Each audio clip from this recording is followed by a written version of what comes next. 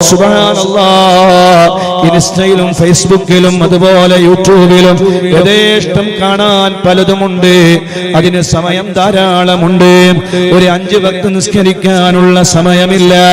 ഇത് പരിശുദ്ധമായ റജബ് മാസമല്ലേ? ഹബീബായ മുഹമ്മദുർ റസൂലുള്ളാഹ് സ്വല്ലല്ലാഹു അലൈഹി വസല്ലം അല്ലാഹുവുമായി വലിയ ഉടമ്പടികളിൽ ഏർപ്പെട്ട മാസമല്ലേ?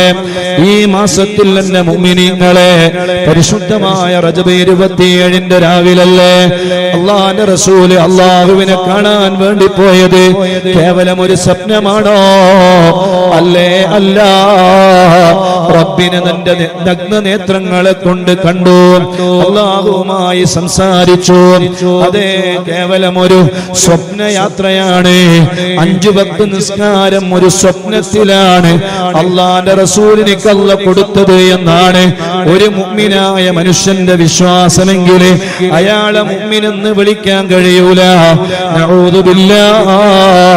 സുന്നത്ത് ജമാഅത്തിന്റെ വിശ്വാസം അല്ലാഹുവിന്റെ റസൂലിനെ ഹബീബായ തങ്ങൾ കണ്ടു എന്ന് പറയുമ്പോ കേവലം ഒരു സ്വപ്നയാത്രയല്ല, പരിശുദ്ധമായ മസ്ജിദുൽ അഖ്സയിലേക്കുള്ള ഒരു യാത്രയുണ്ട്. ആ യാത്രയിൽ നിന്ന് പിന്നീട് അതാ സിദ്റത്തുൽ മുൻതഹയും കഴിഞ്ഞ് അല്ലാഹുവിന്റെ അടുക്കലേക്കുള്ള ഒരു യാത്രയുണ്ട്. ആ യാത്ര സ്വശരീരം കൊണ്ട് നടത്തിയ യാത്രയാണ്. ആ യാത്രയിലെ അല്ലാഹു സുബ്ഹാനഹു വ തആല വലിയ നല്ല സന്തോഷത്തോടെ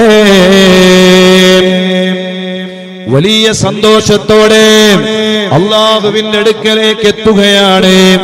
അല്ലാഹുവുമായി സംസാരിക്കുകയാണ്. അത്തഹിയാത്തുൽ മുബാറകാത്തുസ് സ്വലവാത്തു ത്വയ്യിബാത്തു ലില്ലാഹ്. അല്ലാഹുവിന് സമ്മാനം കൊടുക്കുകയാണ്. ആ സമ്മാനമാണ് അത്തഹിയാത്തുൽ മുബാറകാത്തു സ്വലവാത്തു ത്വയ്യിബാത്തു ലില്ലാഹ്. പള്ളിയിൽ കയറി നിസ്കരിക്കുന്ന സമയത്ത് ഒരാൾ പള്ളിയിൽ കയറിയാൽ അയാൾ തഹിയ്യത്തിന്റെ നിസ്കാരം നിസ്കരിക്കുന്നില്ലേ?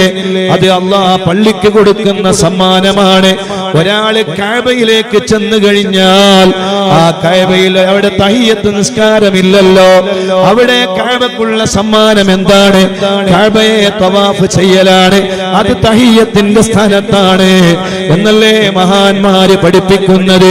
അതുപോലെ അല്ലാഹുവിന്റെ അടുക്കലേക്ക് മുത്തുനബി എത്തിയപ്പോ അല്ലാഹുവിന് സമ്മാനം കൊടുത്തതാണ് അത്തഹിയാത്തുൽ മുബാറകാത്തു സ്വലവാത്തു ത്വയ്യിബാത്തു ലില്ലാഹ്. അപ്പോൾ അല്ലാഹുവിന്റെ റസൂലിനോട് സലാം പറഞ്ഞു പോയില്ലേ?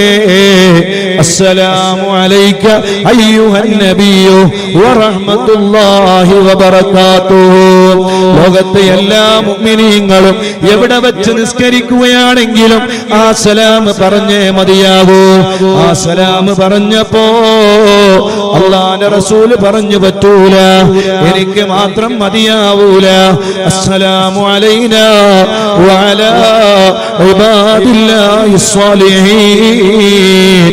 ലോകത്ത് എവിടെ വെച്ച് നിസ്കാരം നടക്കുകയാണെങ്കിലും, മക്കയിൽ വെച്ച് നിസ്കരിക്കുകയാണെങ്കിലും, മദീനയിൽ വെച്ച് നിസ്കരിക്കുകയാണെങ്കിലും അല്ലാഹുവിന്റെ റസൂലിന് എത്ര വലിയ സമ്മാനമാണ് നമുക്ക് തന്നത്.